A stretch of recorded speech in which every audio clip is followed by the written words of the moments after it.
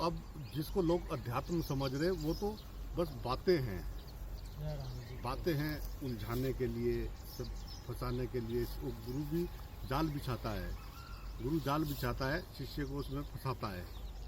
काफ़ी सारे तो कूद के भाग जाते हैं, ना हमें नहीं फंसना। पर जो उसमें फंसता है वो पार हो जाता है। वो उसको गुलाम नहीं बनाता, वो उसको शहंशाह बनाता है। पर वो उसकी स्थिति ये है कि वो उसको धीरे धीरे दाना डालता रहे। हाँ बेटा, उसको पता वो कब कूद के भाग जाएगा, ये सब कोई भरोसा नहीं। जरा ऐसा करके चलता रहता है। धीरे धीरे करता रहेगा उसको। वो इधर से भागेगा, ऐसा करेगा। क्यों कि उसको संसार सच दिखाई दे रहा है। उसके लिए संसार का बहुत महत्व है। उसको मेरा तेरे में फंसा हुआ है, और वो जो है उसको उसमें से निकालना है उसको। जब वो निकल जाएगा तो कहेगा यस यही तो था। पर जब तक वो चल रही होती है उसका काम ही शक करना है। जय राम जी। उसका हर बात पे शक करना काम है। बुद्धि शक करेगी तभी उसको चलने का स्थान मिलेगा। विश्वास कर ले तो काम खत्म हो जाए। अगर ये विश्वास कर ले, गुरु की बात पे विश्वास हो जाए उसको, तो फिर करने जैसा कुछ थोड़ा रहता है। तो गुरु वो है जो कभी कभी क्या होता है कि झटके से जाग जाता है। कोई तो मैं बहुत ज़्यादा खुशी की बात मिली या एकदम कोई गम का झटका आया तो कहीं सुन नहीं हो जाते। तो क्या होता है वहाँ पे? यही तो होता है, वो चुप हो जाते हैं, अंदर से चुप हो जाते हैं। तो कई बार उन चुप को बाहर लाया ही नहीं जा सकता है। तो गुरु क्या करता है कि उस चुप में लेके एक डुबकी लगाई, फिर बाहर ले आया, फिर डुबकी लगाई, फिर बाहर ले आया, फिर डुबकी लगाई, फिर बाहर ले आया, फिर डुबकी लगाया, फिर बाहर ले आया। फिर धीरे धीरे अभी इसको देखा, पहले दिन कितना डर रहा था उस दीवार पे चढ़ते हुए, और अभी कैसा भाग रहा था। तो फिर वो धीरे धीरे उसमें बैठने लगता है, ठहरने लगता है, ठहरता है। तो उधर ठहराता भी है, फिर उसको इधर लाता है, तो ठहराता है, फिर उसको इधर लाता है, लाता वही है। तो उसको लगता है कि मैं यहाँ क्यों आ रहा हूँ, मैं यहाँ क्यों आ रहा हूँ। तो यहाँ नहीं आएगा तो वहाँ बैठ के क्या करेगा, वहाँ पे बैठ के क्या करेगा, वहाँ बैठ के तो कुछ करने लायक रहेगा ही नहीं। तो वो उस तत्व को जानने के बाद इनके साथ सोएवों के साथ व्यवहार करना सिखाता है वो। यही साधना है। वो तैयार ही नहीं होते उस बात के लिए, मिलते ही नहीं है। तो सारी उम्र वो तलाश करता रहता है हरदम। वो बहुत गहरी आंख होती है उसकी आंख बहुत गहरी होती है। उससे कुछ नहीं छुपाया जा सकता, कुछ नहीं बुलाया जा सकता। उसको सब कुछ मालूम होता है, पर फिर भी वो तलाश जारी रखता है। वो तलाश जारी रखता है। जैसा वो पकड़ लेता है ना एक भंवरा उसको, तो उसको भी करता बोलता रहता है उसके कान में।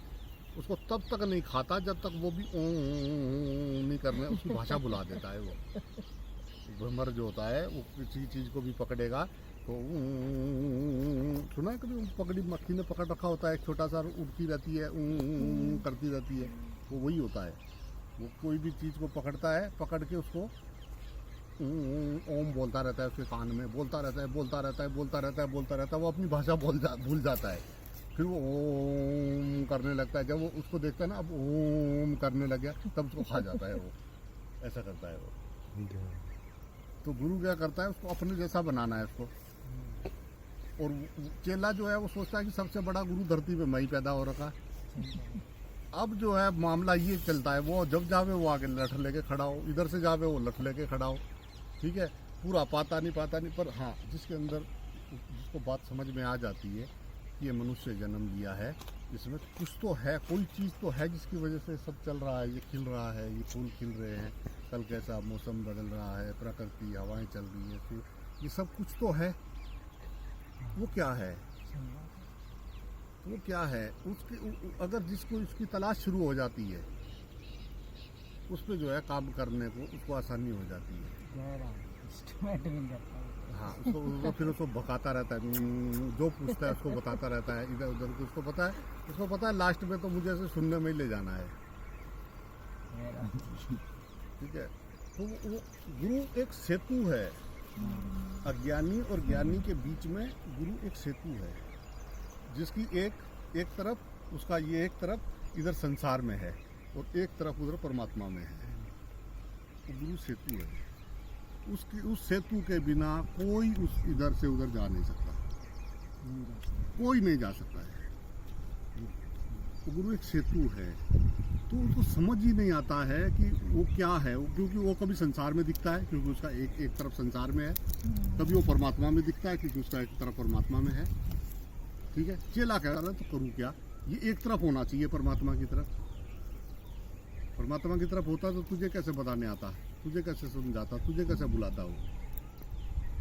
तो वो बैलेंस करना सिखाता है, समता, वो सम होना सिखाता है, द्वंद्वों से पार होना सिखाता है। वो सारी उम्र यही करता रहता है। पर जब वो चले जाते हैं तब उनकी बात समझ में आनी शुरू होती है। अरे यार, वो आया हमारे बीच में हवा के झोंके की तरह और वो सब बता के चला गया। फिर सारी उम्र उसकी वो बातें याद आती रहती हैं, वो पल पल याद आती रहती है। अच्छा उन्होंने तब ऐसा कहा था, अच्छा उन्होंने ऐसा कहा था। तो धीरे धीरे धीरे फिर वो भी उस रास्ते पे चल पड़ता है, चलता रहता है। तो एक दिन उसको अज्ञान मिट जाएगा। अज्ञान के कारण ही द्वैत दिखाई दे रहा है, नहीं तो मेरे सिवा यहाँ कुछ है ही नहीं। सब रूप में मैं हूँ, सब रूप मेरे हैं। उसका द्वंद्व छट जाता है, उसका करना कराना ख़त्म हो जाता है। अपना पराया, मेरा तेरा, पाप पुण्य, जीवन मृत्यु मोक्ष, ये सब भगवान, अज्ञानी ज्ञानी पापी, ये सब खत्म हो जाता है उसका। वो कहता है मैं तो सदा सदा से यही हूँ यार, ये सब मैं ही तो हूँ, मेरे ही रूप हैं। तब उसको एक आनंद आता है। अब उसको क्या लगता है कि यार ये मेरा दोस्त है, यार ये भी जाग जाता तो कितना अच्छा लगता, यार ये इंसान तो बहुत अच्छा है, यार ये भी जाग जाता तो कितना अच्छा लगता। ये समझ जाता बात। अब वो उसको बात समझाता है तो उसको कड़वी लगती है सामने। सही बात है। मुझे ताना मार रहे हो, सही मुझे बात हरदम ताना मार रहे हो।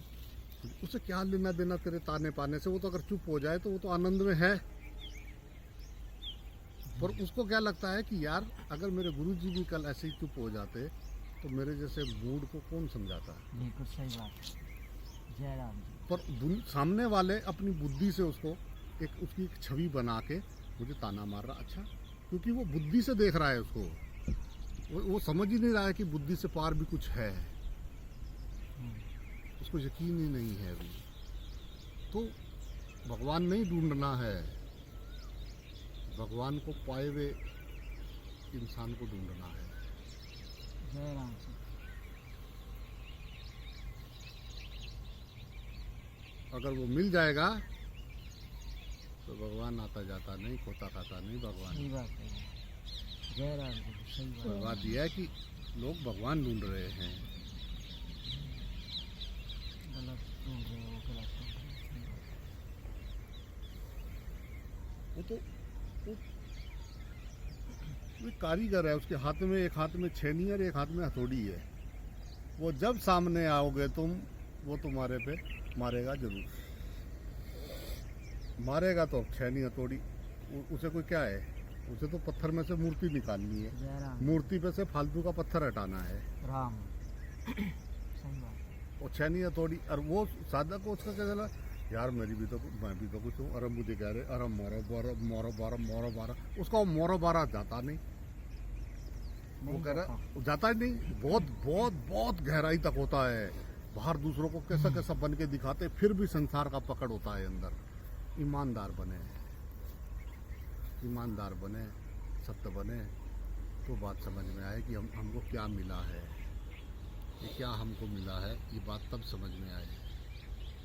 मनुष्य शरीर की कदर कहाँ हो रहा है। ये अनमोल, ये आँखें, ये हाथ, ये नाक, ये मुंह, ये शरीर, क्या भगवान की नियामत नहीं बरस रही है जो ये शरीर मिला है, मनुष्य शरीर। जय राम जी की। जय राम। इसमें इसको पाने के बाद भी हम ये जो जी रहे हैं, क्या यही जीने के लिए इंसान आया है? नहीं नहीं है। राम। तो इसलिए